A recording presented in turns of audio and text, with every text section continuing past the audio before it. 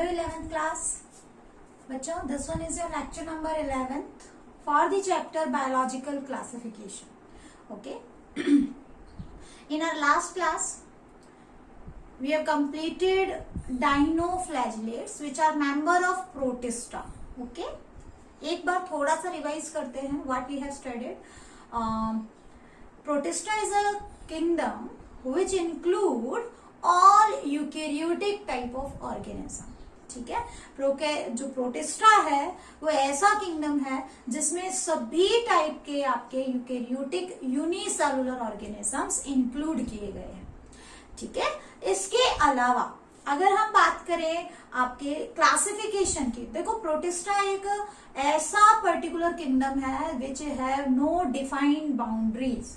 ठीक है, आई बस समझ में, चाहे वो प्लांट हो, चाहे वो फंजाई हो या एनिमल हो, किसी भी कैटेगरी से बिलोंग करता हो, अगर वो यूनिसेलुलर यूकेरियोट है तो you will count that particular organism under the group protista.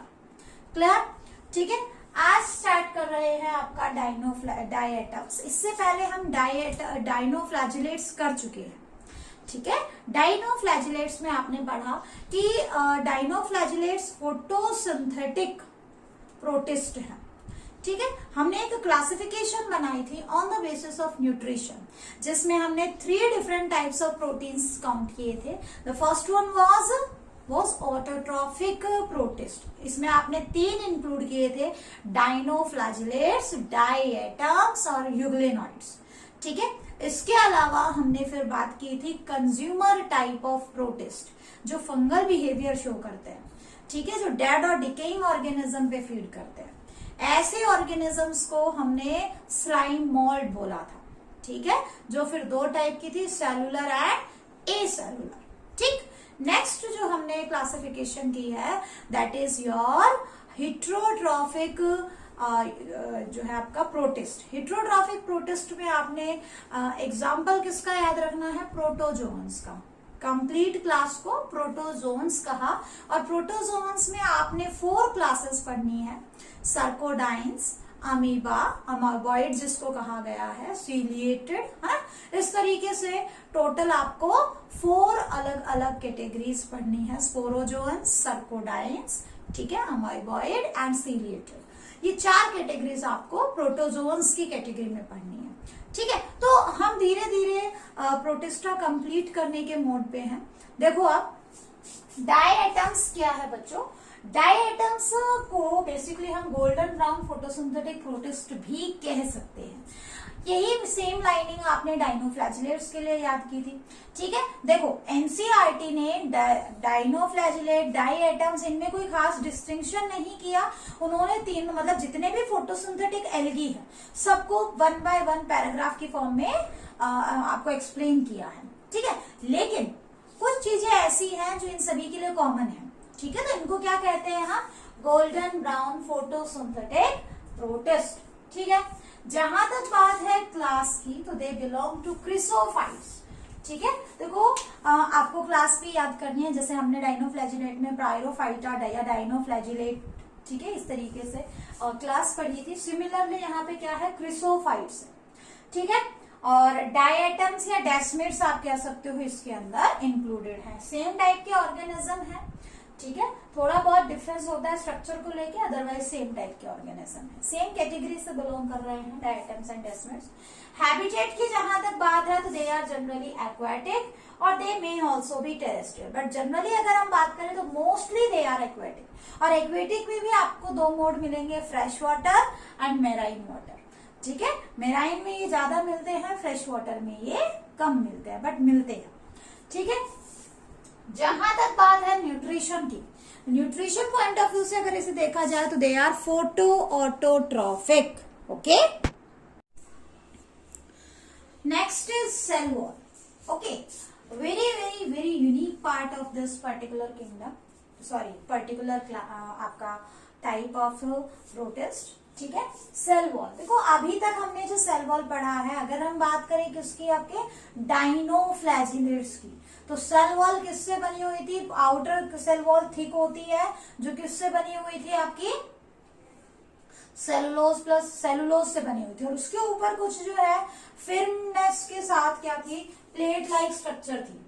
ठीक है, फिर्मनेस के साथ क्या थी, कुछ प्लेट लाइक स्ट्रक्चर्स थी। समझ में आया? ठीक है। लेकिन अगर हम बात करें आपके सेल वॉल की, तो यहाँ एक यूनिक बिहेवियर आपको दिखाई देगा। ठीक है, जो बहुत ज्यादा इंपॉर्टेंट है आपके पेपर पॉइंट ऑफ व्यू से। ठीक है, और वो यूनिक बिहेवियर क्या है बच्चों, यहाँ जो सेल वॉल है वो दो हाफ्स की में होती है। दो हाफ होते हैं, लोअर हाफ, अपर हाफ। ठीक है, ध्यान रखना, लोअर हाफ अपर हाफ में फिक्स हो जाता है, just like a soap case. साबुनदानी बोलते हो ना जिसे आप, साबुनदानी में क्या होता है, एक अपर पार्ट होता है, एक लोअर पार्ट होता है ना, ऐसे करके एक upper part and this one is lower part. ठीक है, तो आप जब इसको बंद करके रखते हो तो कुछ इस तरीके से बंद कर देते हो, है कि नहीं, है ना। तो इसी टाइप का क्या होता है, सेल वॉल होता है। ठीक है, अब यहाँ पे देखो, one half covering the other, और जो अपर वाला हाफ होता है, upper half is known as epitheca and lower half is known as hypotheca. Theca मतलब लेयर। ठीक है, थीका का मतलब क्या हो गया, लेयर। और देखो यहाँ पे आपका ये जो ब्लू कलर से मैंने शो किया है दैट इज एपिथीका, और जो रेड कलर से इसके अंदर फिटेड है, फिट फॉर्म में है, दैट इज हाइपोथीका। ठीक है, तो hypotheca fit into epitheca just like a soap case. ठीक, और इसमें क्या होगा आपको, ये कंप्लीटली सेल वॉल बन गई है इसकी। अब यहाँ पे न्यूक्लियस बिल्कुल लार्ज सेंट्रल न्यूक्लियस होगा, और जो साइड में जो साइटोप्लाज्म है that is known as peripheral cytoplasm, जिसको कई बार प्राइमोर्डियल यूट्रिकल भी बोल दिया जाता है। आई बात समझ में? ठीक है, प्राइमोर्डियल यूट्रिकल। इसके अलावा देखो जो इंपॉर्टेंट है यहाँ पे, this one is very very very important regarding your NEET exam. ठीक है, जो मेन कैरेक्टरिस्टिक फीचर है इस पर्टिकुलर आपका पार्ट का, ठीक है, आपके डायटम्स का, सेल वॉल में सिलिका मिलती है। Silica is just like a glass.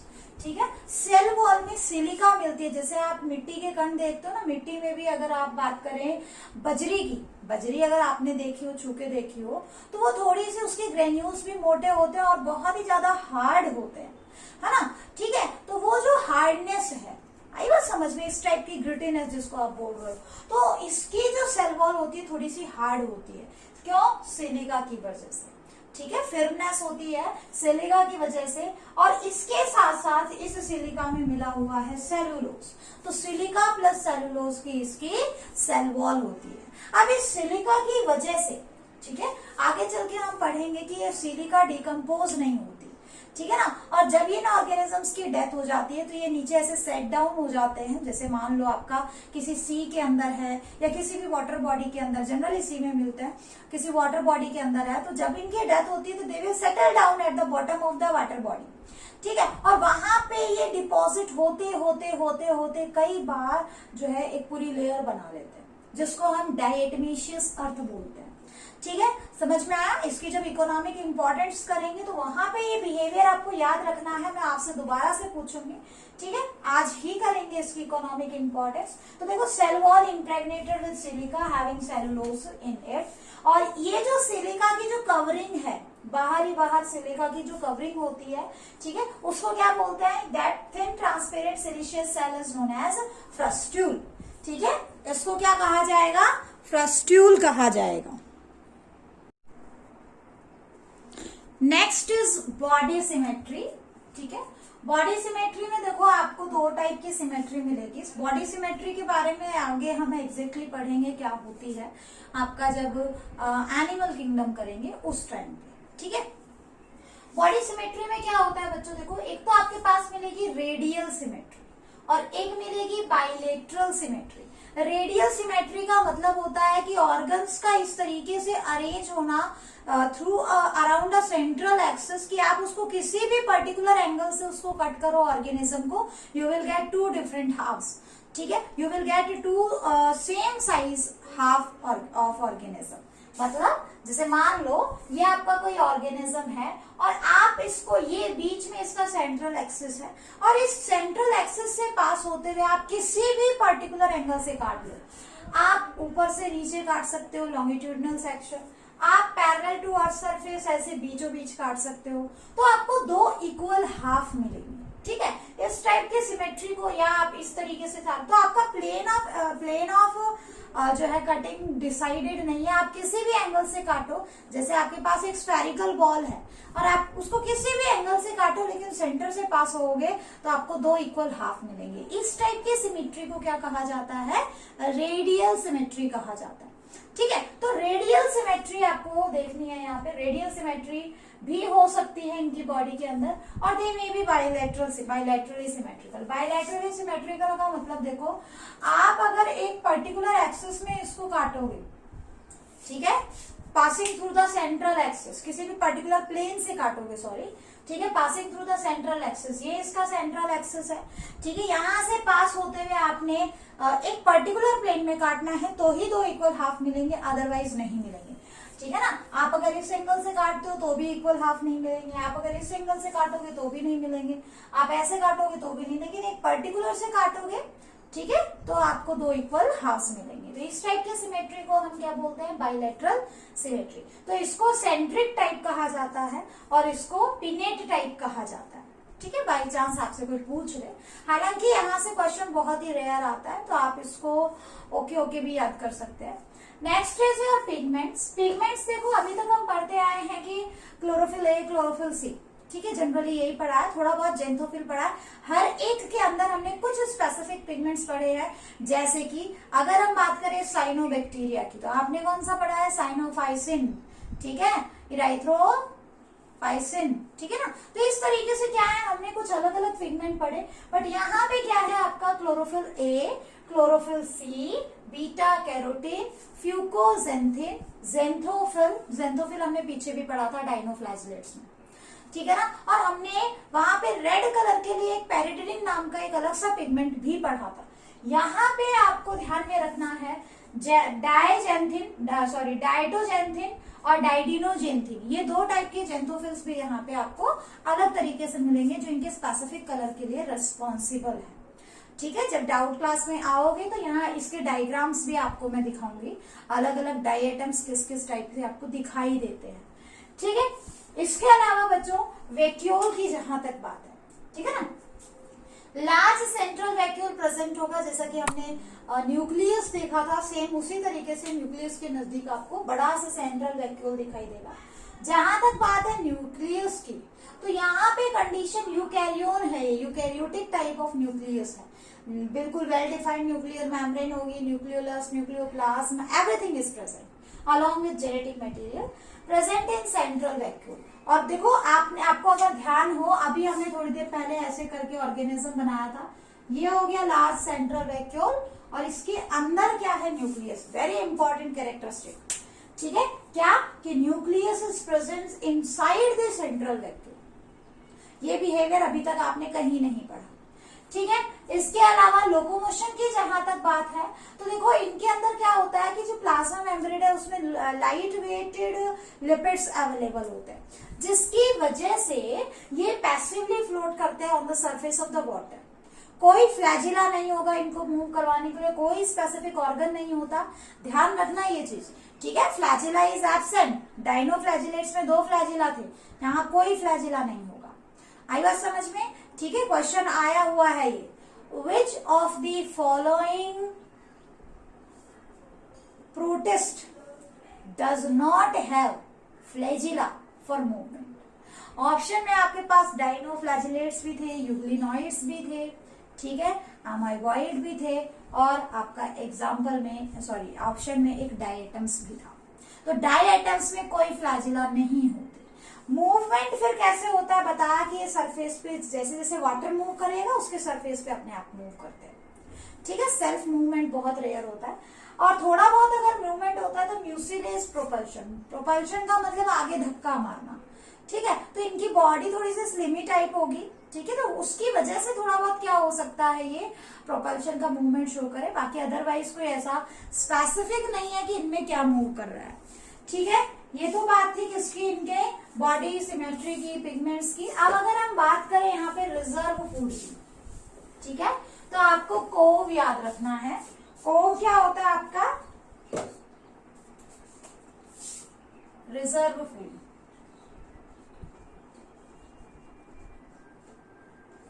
ठीक है, रिजर्व फूड में क्या बताया मैंने, कॉब। सी फॉर कार्बोहाइड्रेट्स, एक बार चेक कर लेते हैं आपको दिख रहा है कि नहीं। सी फॉर दिख रहा है, सी फॉर कार्बोहाइड्रेट, ठीक है।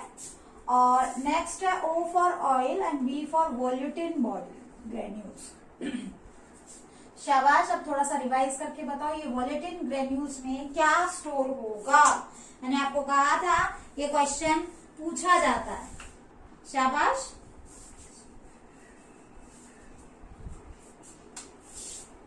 इसमें फॉस्फेट होता है। मेन कार्बोहाइड्रेट जो यहाँ पे स्टोर होगा दैट इज ल्यूकोसिन, ठीक है। एंड यहाँ पे बेसिकली किस फॉर्म में होता है, क्रिसोलैमिनरिन के फॉर्म में होता है, क्रिसोलैमिनरिन के फॉर्म में प्रेजेंट होता है। ठीक है, आगे बात समझ में। अब देखो बच्चों, this is all about reserve food. अब हमारा यहाँ पे एक टॉपिक रहता है रिप्रोडक्शन का, कि जो है पर्टिकुलर आपके प्रोटिस्ट में, बेसिकली आपकी बात करें तो हम डायटम्स में किस टाइप का रिप्रोडक्शन होता है। ठीक है, तो जनरली तो देखो यहाँ पे बाइनरी फिशन होता है, लेकिन फिर भी हमें एक और टाइप यहाँ पे पढ़नी है कि सेक्सुअल मोड में यहाँ क्या हो रहा है। और बाइनरी फिशन में भी यहाँ आपको एक स्पेशल कैरेक्टरिस्टिक दिखाई देगा। ठीक है, नेक्स्ट इज रिप्रोडक्शन। किस टाइप का रिप्रोडक्शन यहाँ मिलेगा बच्चों? ऑब्वियसली दो डिफरेंट टाइप हम यहाँ पे डिस्कस करेंगे। पहला है ए सेक्सुअल मोड ऑफ रिप्रोडक्शन, ठीक है, ए सेक्सुअल मोड ऑफ रिप्रोडक्शन। और दूसरा क्या है, sexual mode of reproduction.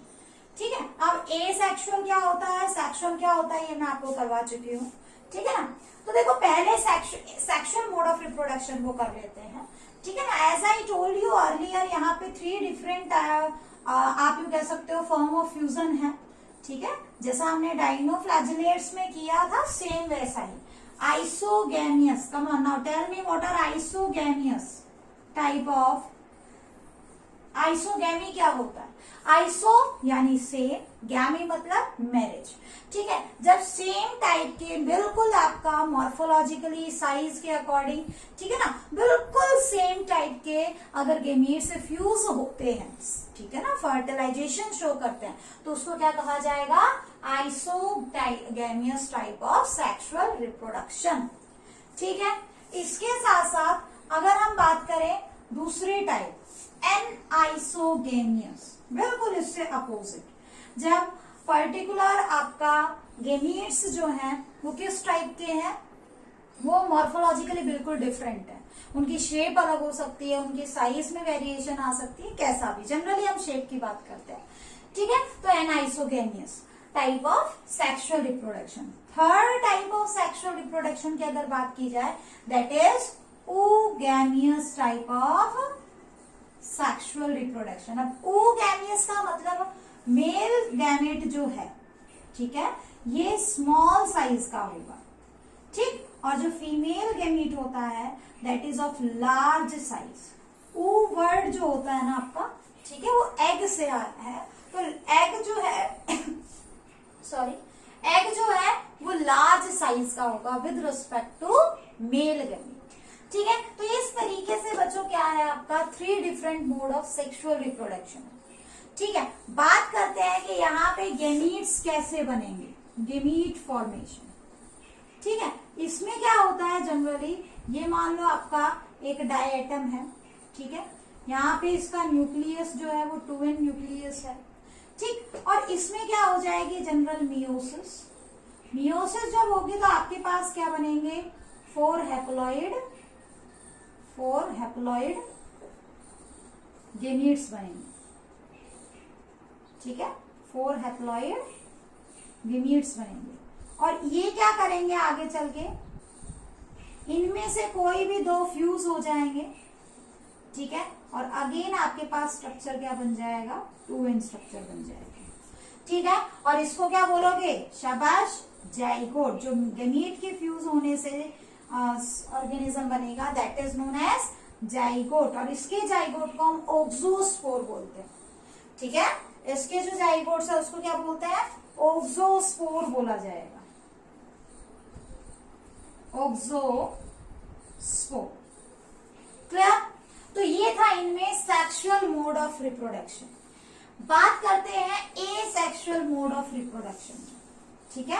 Asexual mode of reproduction में क्या होता है बच्चों, देखो बेसिकली यहाँ पे ऑब्वियसली यहाँ पे क्या नहीं बन रहे हैं, गेमीट्स नहीं बन रहे हैं, ठीक है ना। तो इसमें भी हम दो टाइप डिस्कस करते हैं।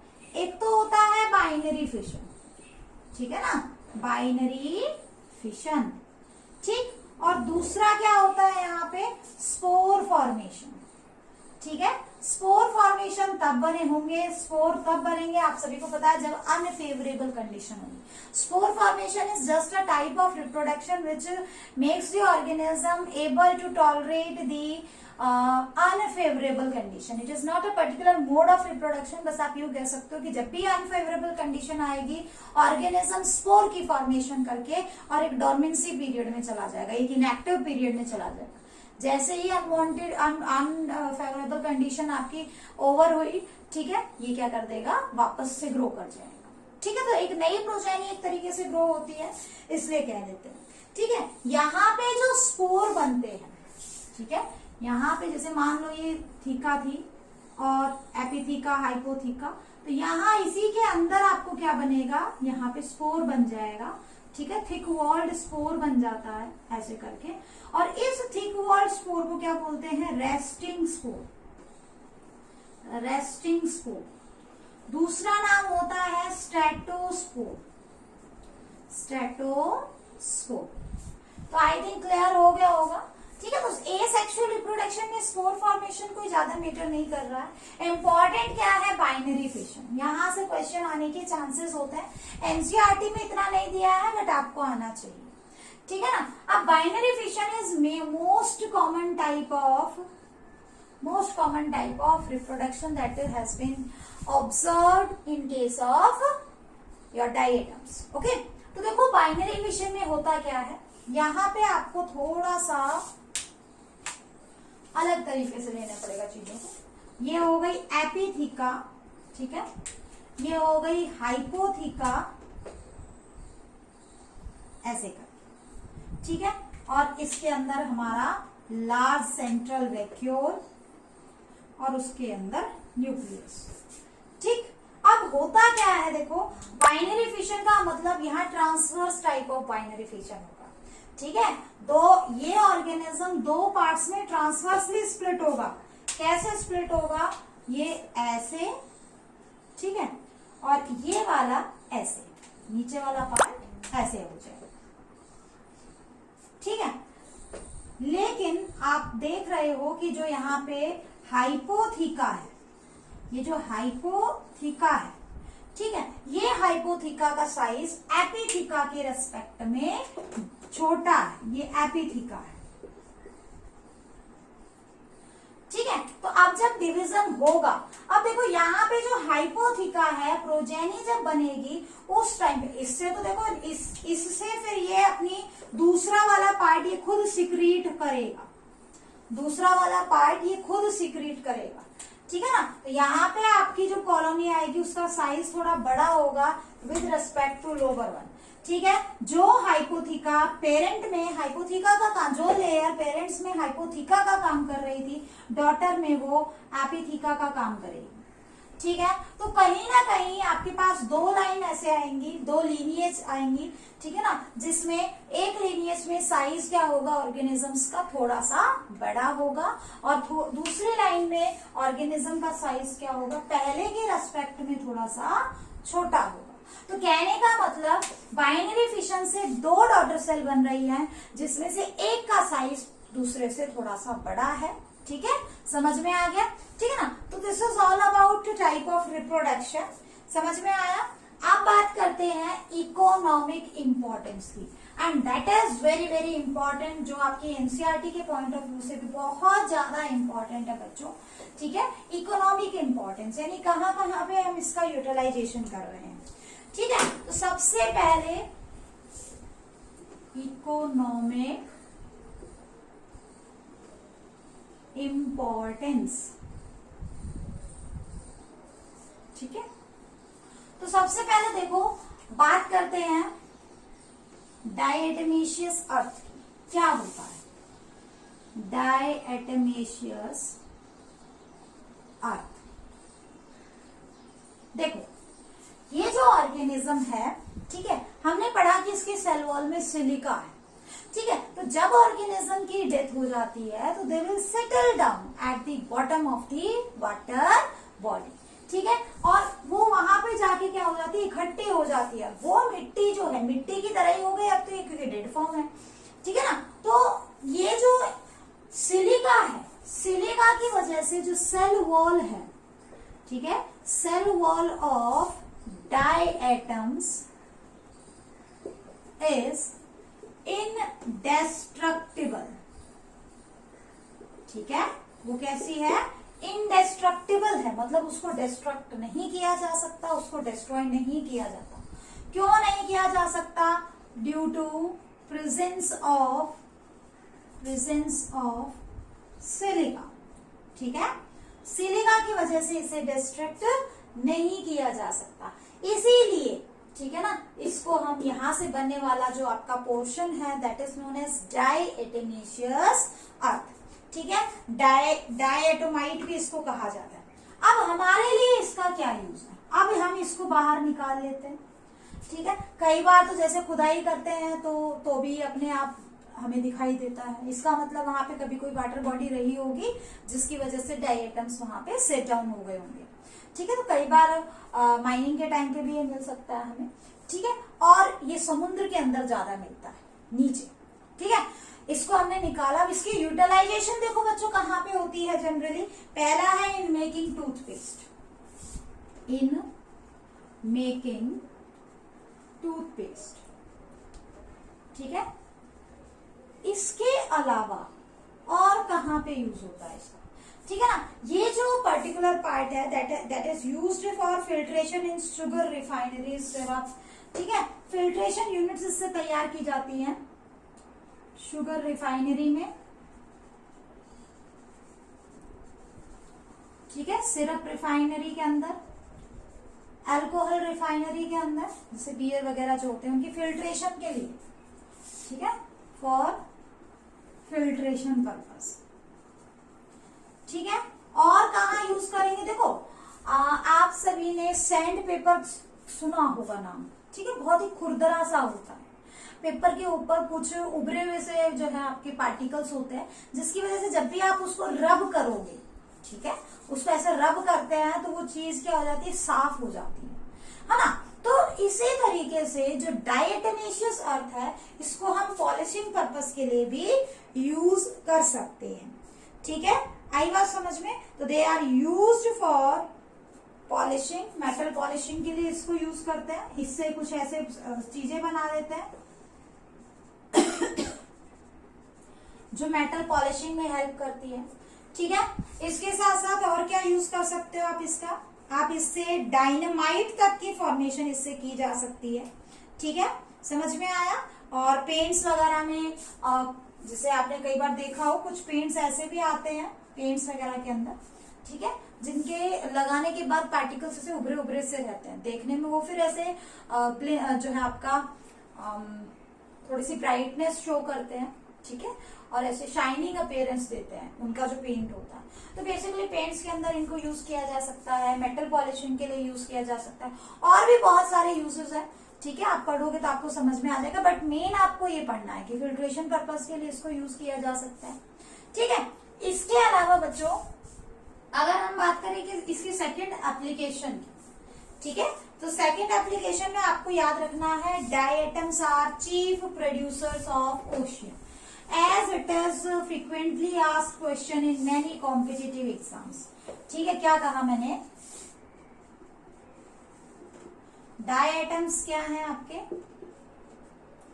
ये लाइन अपने दिमाग में बिठा लेना, चीफ प्रोड्यूसर्स ऑफ ओशियन। ठीक है, प्रोड्यूसर यानी कि जो ऑर्गेनिक सब्सटेंस बना रहे हैं। ठीक है ना, फोटोसिंथेसिस कर रहे हैं। आई बात समझ में, फोटो ऑटोट्रॉफिक तो ये होते ही है। तो देखो इनका अमाउंट इतना ज्यादा होता है क्योंकि ये सरफेस पे प्रेजेंट है, जनरली सरफेस पे प्रेजेंट है, तो अमाउंट इतना ज्यादा है कि जनरली आपके ओशन के सरफेस पे आपको मोस्टली ये मिलेंगे। और सरफेस में है तो ऑब्वियसली क्या कर रहे हैं, फोटोसिंथेसिस कर रहे हैं। तो they add about 50% of organic substance, ठीक है, 50% ऑफ ऑर्गेनिक सब्सटेंस। आई बात समझ में, organic matter in the biosphere, समझ में आई बात। हमारे बायोस्फीयर में लगभग 50% पार्ट ऑर्गेनिक मैटर का कौन ऐड कर रहा है, डाई एटम्स ऐड कर रहे हैं। आपके प्लांट्स से भी ज्यादा डाई एटम्स का रोल होता है, ठीक है, समझ में आ गया। अब कुछ क्या होते हैं, पॉल्यूशन इंडिकेटर का काम करते हैं। Some are pollution indicators, some are pollution indicators, by या हाउ कह सकते हो आप। देखो इंपॉर्टेंट, अब यहाँ पे क्या है, कुछ ऐसे पर्टिकुलर डाई आइटम्स हैं, जैसे ही आपका पॉल्यूशन होगा वाटर में, ठीक है, तो दे will show reaction with certain pollutants, ठीक है, जैसे कि मेटल हो गया या कोई भी चीज जो आपके वाटर में एज अ पॉल्यूटेंट का काम कर रही है, उनके साथ रिएक्शन करके इनके खुद की बॉडी का कलर बदल जाता है।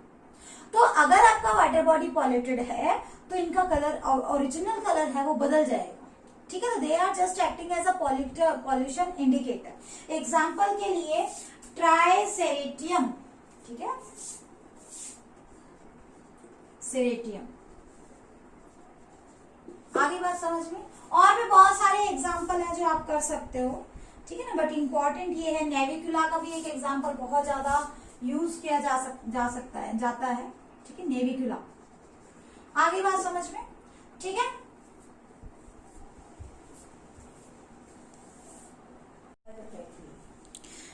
नेक्स्ट इज बच्चों, अभी हमने डायटम्स कंप्लीट किया है, ठीक है। नेक्स्ट स्टार्ट करते हैं आपका यूग्लिनॉइड्स। थर्ड जो है यूग्लिनॉइड्स, ठीक है, यूग्लिनॉइड्स जो है बेसिकली आपके, जहां पे हम यूग्लिना के बारे में स्टडी करेंगे, ठीक है। मेजर जेनेरा जो यहाँ पे है, मेजर जेनेरा कौन सा है बच्चों, यूग्लिना, ठीक है, नाम तो सुना ही होगा, ऐसा बोलते हैं ना, नाम तो सुना ही होगा, बहुत ही फेमस है, छोटी क्लास से पढ़ते हैं आप, ठीक है। It is a connecting link between plants and animals, plants और एनिमल्स के बीच में कनेक्टिंग लिंक का काम कर रहा है यूग्लिना, ठीक है। कैसे कर रहा है वो हम आगे पढ़ेंगे, ठीक है। लेकिन इससे पहले बात करते हैं इसके हैबिटेट की।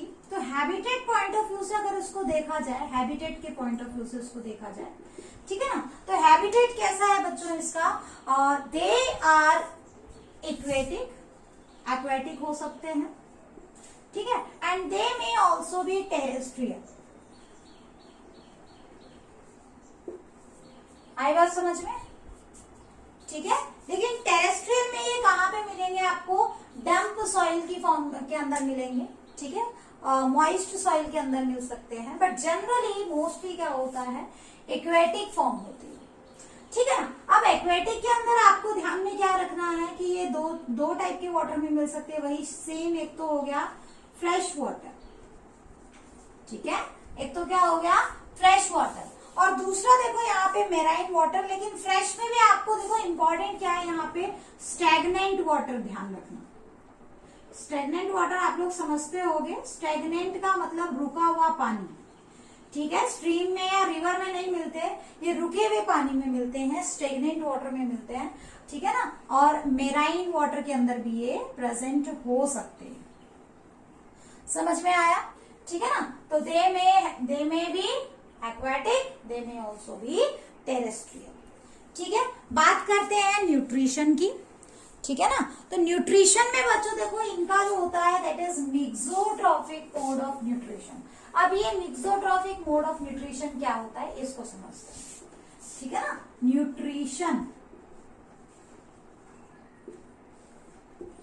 न्यूट्रिशन में क्या बताया मैंने आपको, एक तो ये क्या होते हैं देखो, फोटो ऑटोट्रॉफिक, फोटो ऑटोट्रॉफिक, आई बात समझ में। फोटो लाइट के लिए, ऑटो सेल्फ बना रहे हैं इनऑर्गेनिक कंटेंट का यूज करके, ट्रॉफिक। तो फोटो ऑटोट्रॉफिक यानी कि in presence of light, in presence of light they will show phototrophic mode, photo autotrophic nutrition. लेकिन अगर ये कहां पे है, if they are present in absence of light, ठीक है, इन एब्सेंस ऑफ लाइट,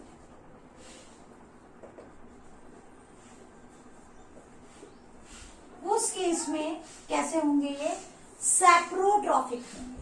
आसपास जो डेड इंडिकेटिंग सब्सटेंस है उस पे फीड करते हैं। समझ में आया? ठीक है ना। तो देखो जब आपको, यानी कहने का मतलब अगर ये लाइट में आप इसको रख दो तो दे बिकम फोटो ऑटोट्रॉफिक, और अगर इनको आप डार्कनेस में रख दो तो दे बिकम सैप्रोट्रॉफिक। दोनों मोड ऑफ न्यूट्रिशन है, और दोनों मोड ऑफ न्यूट्रिशन इसकी सर्वाइवल रेट को एनहेंस कर रहे हैं, सर्वाइवल रेट को इंक्रीज कर रहे हैं। ठीक है, इस टाइप का न्यूट्रिशन जहां पे आपको दोनों मोड ऑफ न्यूट्रिशन दिखाई दे रहे हैं, बोथ मोड ऑफ न्यूट्रिशन आपको दिख रहे हैं, उसको क्या बोलते हैं हम, मिक्सोट्रॉफिक मोड ऑफ न्यूट्रिशन। ठीक है, डायरेक्ट लिख सकते हो मिक्सोट्रॉफिक न्यूट्रिशन। समझ में आया? तो दे show mixotrophic mode of nutrition. Clear? ठीक है, mixotrophic mode of nutrition in general मिलेगा। इसके साथ साथ देखो, अगर हम बात करें सेल वॉल की, ठीक है, सेल वॉल भी यहाँ पे देखो एब्सेंट रहेगी। मैंने कहा था, तो ये क्वेश्चन भी आया हुआ है कि ऐसे कौन से आपके फोटो ऑटोट्रॉफिक ऑर्गेनिजम्स हैं जहाँ पे सेल वॉल एब्सेंट होती है। ठीक है, तो सेल वॉल, ठीक है, सेल वॉल में अभी बताया मैंने, सेल वॉल इज एब्सेंट। लेकिन यहाँ पे एक प्रोटीनेशियस लेयर होती है, प्रोटीनेशियस लेयर होती है। इस प्रोटीनेशियस लेयर को क्या बोलते हैं हम, पेलिकल बोलते हैं। बहुत ज्यादा इंपॉर्टेंट है, वेरी वेरी वेरी इंपॉर्टेंट। यहाँ से कई बार क्वेश्चन आया है। यहाँ पे कोई सेल वॉल नहीं होगी, सेल मेम्ब्रेन के बाहर प्रोटीन की एक लेयर होगी, that is known as proteinaceous membrane और पेलिकल। ठीक है, जो इसके एम्बुलेटरी मूवमेंट्स आगे हम डिस्कस करेंगे, एम्बुलेटरी मूवमेंट्स क्या होता है उनको रिप्रेजेंट करते हैं। समझ में आया बच्चों? ठीक है, नेक्स्ट बात करते हैं इनके पिगमेंट्स की। ठीक है, कि किस टाइप का पिगमेंट आपको इनके अंदर देखने के लिए मिलेगा। तो देखो, पिगमेंट्स में जहां तक बात है, they have chlorophyll A, chlorophyll B pigments. They have chlorophyll A along with chlorophyll B। ठीक है, इसके साथ साथ और क्या मिलेगा बच्चों, वही सेम बीटा कैरोटीन, जेनकोफिल, ये सारी चीजें मिलेंगी। जस्ट आपने जैसा पढ़ा है पहले प्रीवियस अलग अलग ग्रुप्स ऑफ ऑर्गेनिज्म में, ठीक है ना, बीटा कैरोटीन हो गया, जेनकोफिल हो गया, ये सारी चीजें। समझ में आया? ठीक है, तो पिगमेंट भी ज्यादा कुछ वेरिएबल नहीं है, थोड़े बहुत ही है। जनरली ये ग्रीन कलर के हमें दिखता है अगर ये फोटोसिंथेटिक मोड ऑफ न्यूट्रिशन को शो करता है। ठीक है, अदरवाइज समवॉट येलोइश पैटर्न का होगा। ठीक है, जहां तक बात है रिजर्व फूड की, that is also very important. हम अगर बात करें इनके रिजर्व फूड की, रिजर्व फूड,